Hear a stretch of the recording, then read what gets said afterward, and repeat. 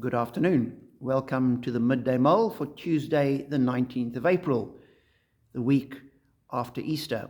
And you'll see behind me the colour on the altar is now gold, which is ecclesiastical white for the season.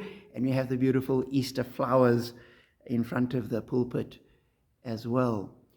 But I'm continuing to follow Robert Murray McShane's reading scheme. And today he has us reading Paul's second letter to Timothy, the second chapter. And it begins with Paul saying, "You then, my son, be strong in the grace that is in Christ Jesus.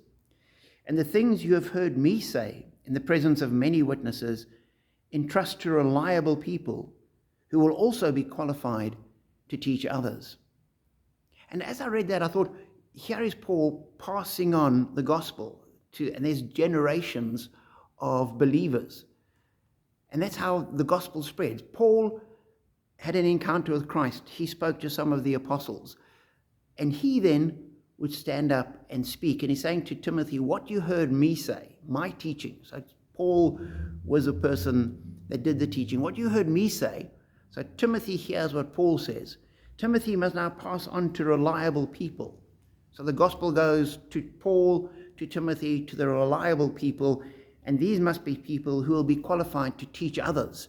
So on to the next generation.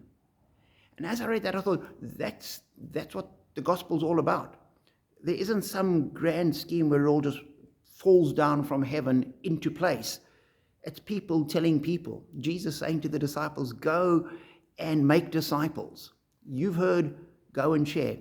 Jesus, as he encounters Mary Magdalene, saying, go and tell the other disciples, go and tell them.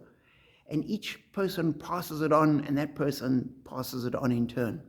And it's important that we do this because the church is, as has been said, never more than a generation away from disappearing.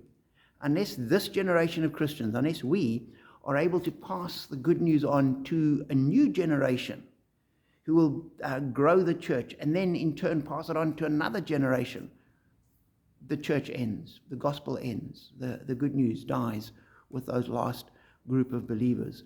So we're constantly wanting to pass the good news on. And it's a challenge to us to be able to share the good news, not just with our peers, but with the next generation. And so do that if you can. And if you can't, pray that other people will be able to. There are youth groups in churches. Some churches have big and vibrant youth groups. Others have struggling youth groups. Some churches are struggling to get a youth group going at all. But it's imperative that we are able to raise up new generations of believers, sharing the good news with them, that they will catch the vision, get excited about the gospel, and be in a position to pass it on.